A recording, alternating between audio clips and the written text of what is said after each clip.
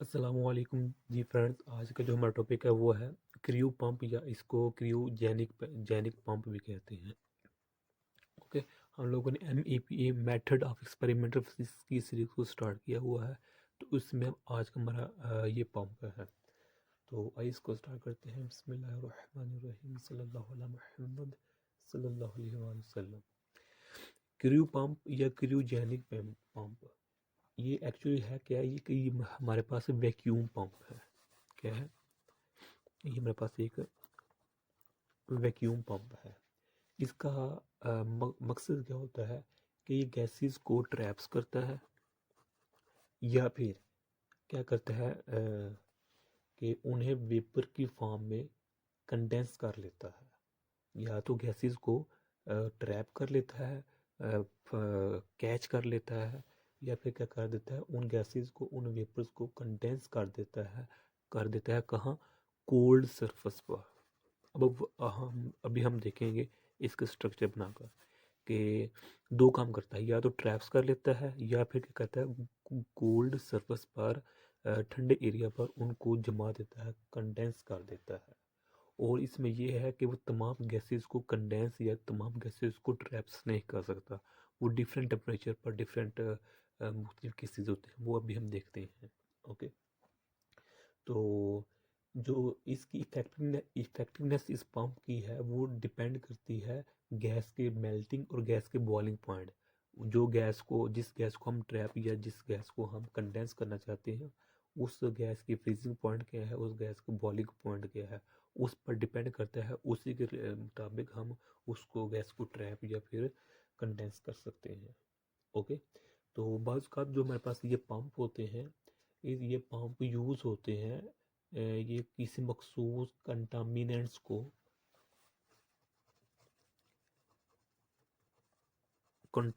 को किसी particular contaminants को ब्लॉक करने के लिए हम बाज़ औक़ात इन पंप्स को यूज़ करते हैं।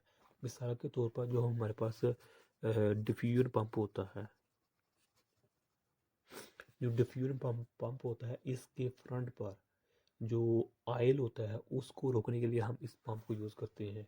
या फिर जो हमारे पास MCLEOD लियोड गेज होता है, इसकी फ्रंट पर वाटर को रोकने के लिए हम इस पंप को यूज़ करते हैं। ओके, तो इन दोनों फंक्शन में डिफ्यूजन पंप के फ्रंट पर या फिर MCLOID गेज के पंप पर जो ये पंप होते हैं, इन पंप को हम क्रू ट्रैप कहते हैं, या फिर वाटर पंप कहते हैं, या फिर कोल्ड ट्रैप कहते हैं। ओके, मतलब क्या हो गया? इसका दो नाम तो ये हो गए। और अगर इन्हीं पंप को हम डिफ्यूजन पंप के फ्रंट पर यूज़ करें ऑयल से बचने के लिए, या फिर MCLOID गेज के फ्रंट पर यूज़ करें वाटर से बचने के लिए, तो इन्हीं पंप को हम क्रू ट्रैप कहते हैं, या फिर इसको हम वाटर पंप कहते हैं, या फिर कोल्ड ट्रैप कहते हैं। ओके, तो अब आइए जो बेसिक हमारा पंप है, पहले हम इसका स्ट्रक्चर देखते हैं, यानी कि किस तरह बनाएंगे। ये हमारे पास एक गिलास है। ओके, गिलास नाम शेप है। तो इसके अंदर हमारे पास ये है, और ये हमारे पास ट्रैप हो जाती है, सॉरी ये ओपन ही रहता है, ये ओपन है। ओके,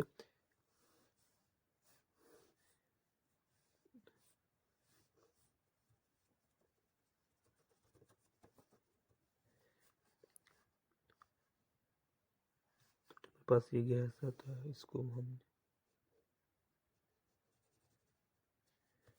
अटैच किया होता है इसके साथ, और इसको हमने जो हमारे पास है ये वाला,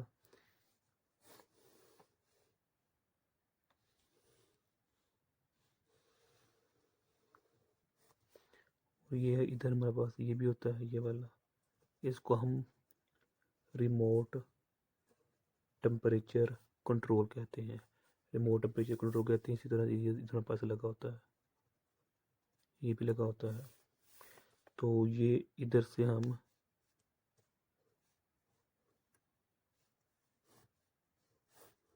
ये हमारे पास SEM होता है, यानी कि एक्चुअली इस पंप का जो मकसद होता है वो SEM में वैक्यूम प्रोड्यूस करना होता है, वैक्यूम क्रिएट करना होता है, या इन अदर वर्ड्स गैसेस को निकालना होता है। अब इसकी पहले छोटी सी मिसाल लेते हैं। मिसाल के तौर पर ये हमारे पास कोई स्पेस है, ओके। तो ये इसका छोटा सा दरवाज़ा है, एक ये दरवाज़ा है, एक ये दरवाज़ा है, ओके। अब हम क्या करेंगे, एक स्टिक लेंगे, ये हमारे पास स्टिक है। इस स्टिक पर हम चारकोल लगा देंगे। क्या लगा देंगे? चारकोल, जिसे हम उर्दू में लुक कहते हैं, ओके। तो अब चारकोल लगा देंगे, तो एक ये स्टिक है, ओके। तो अब इन स्टिक को हम इन दोनों डोर के जरिए इसके अंदर इंटर करेंगे, कुछ देर रखेंगे। तो जहाँ जो स्पेस में जो गैसेस होंगी वो इसके ऊपर क्या हो जाएंगी, जम जाएंगी। जब इसके अंदर इंटर करें जम जाएंगी, और इन स्टिक्स को हम बाहर निकाल देंगे, डोर को क्लोज कर देंगे। तो फिर इन स्टिक से जो हो गैसेस पार्टिकल्स होंगे उनको निकाल देंगे, झाड़ लेंगे, जिस तरह हमें छांटी कर लेंगे, ओके। फिर स्टिक्स को पर जो चारकोल होगी अगेन लगाएंगे, या फिर वही चारकोल के साथ इन स्टिक्स को अंदर इंटर करेंगे। तो जो बकिया एटम्स होंगे, गैस पार्टिकल्स, वो इसके साथ चिपक जाएंगे, फिर बाहर निकाल लेंगे। तो इस तरह इसके अंदर वैक्यूम क्रिएट हो जाएगा। तो हमारा मकसद इसके क्या है, वैक्यूम क्रिएट करना है। तो अभी हम इसमें देखते हैं कि ये जो हमारे पास है, ये मेरे पास क्या है, फर्स्ट स्टेज कैन है, और ये है हमारे पास, ओके। ये हमारे पास लुक है, ये लुक है, ये चारकोल है, या लुक कहते हैं। और यहाँ भी है, ये यहाँ भी है, ये भी है। और इस फर्स्ट स्टेज कैन में भी होती है हमारे पास, चारकोल लगी होती है। तो इसको हम सेकंड स्टेट कहते हैं, सेकंड अरे कहते हैं, और इसको हम थर्ड अरे कहते हैं। और जो मेरे पास ये होता है, ये मेरे पास फर्स्ट स्टेज कैन है, या फर्स्ट रे है। इसका जो टेम्परेचर होता है वो 80 से अबव, 80 से केल्विन से अबव होता है। इसका कितना होता है, 50 से लेकर 80 केल्विन होता है। और इसका 10 से लेकर 33 तक या 20 तक केल्विन तक होता है। यानी कि गैसेस मुख्तलिफ होती है, कोई ऑक्सीजन है, कोई नाइट्रोजन है, कोई मुख्तलिफ गैसेस होती हैं। तो ऐसी गैसेस जो फर्स्ट स्टेज पर, यानी कि जो इसके अंदर चारकोल लगे होते हैं फर्स्ट स्टेज में, इस पर नहीं जमती, ओके। तो वो सेकंड अरे में जम जाती है, या जो कुछ गैसेस सेकंड अरे पर भी कंडेंस नहीं होती, वो थर्ड अरे पर कंडेंस हो जाती है। तो जब गैस पार्टिकल इन पर कंडेंस हो जाती है, तो इनको बाहर हम निकालते हैं, झाड़ते हैं, छांटे करते हैं। तो फिर इन प्लेट्स के अंदर रख देते हैं चारकोल के साथ। तो फिर जो गैस पार्टिकल्स होते हैं इनके ऊपर जमते हैं, फिर बाहर निकालते हैं, फिर अंदर रख देते हैं। तो इस तरह इसके अंदर SEM के अंदर क्या हो जाता है, वैक्यूम क्रिएट हो जाता है।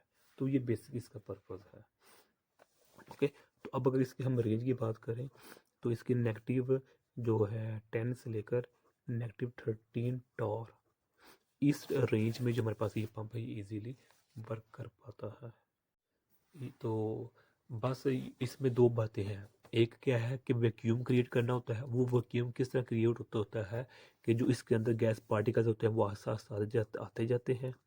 तो अगर कुछ गैस पार्टिकल इस फर्स्ट स्टेज कैन पर ही जम जाते हैं, कूल हो जाते हैं, तो जो चंद गैसेस जो रह जाती हैं वो इस सेकंड स्टेज पर, सेकंड अरे पर जम जाती हैं, कूल हो जाती हैं, या जो फिर बच जाती हैं वो इस पर तो जब जम जाती हैं, कंडेंस, इनको बाहर निकालते हैं, झाड़ते हैं, साफ करते हैं प्लेटों को।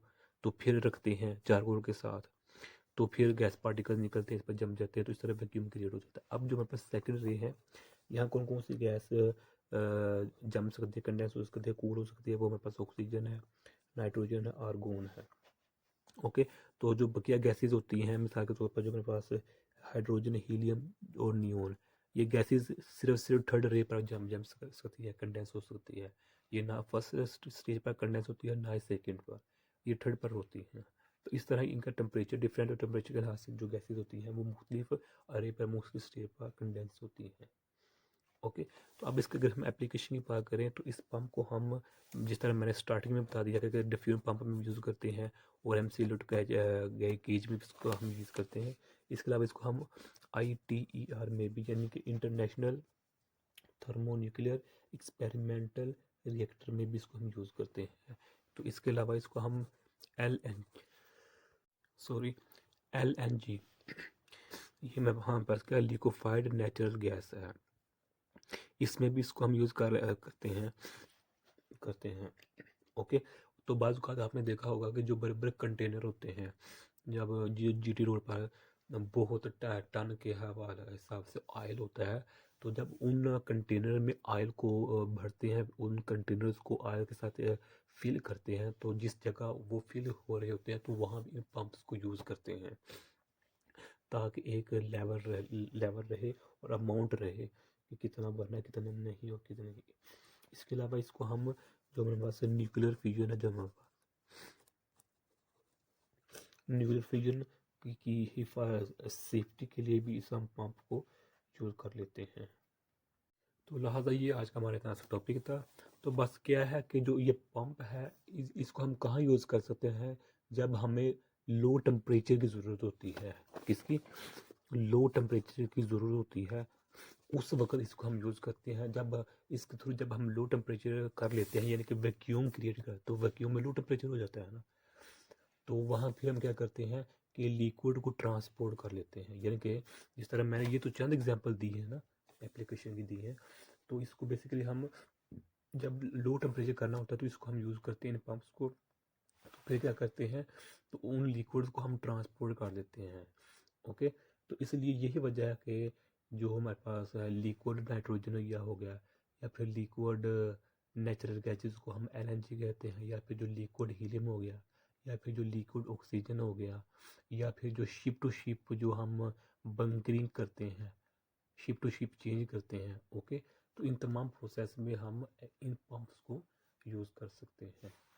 तो यही आज हमारा इतना सा टॉपिक था।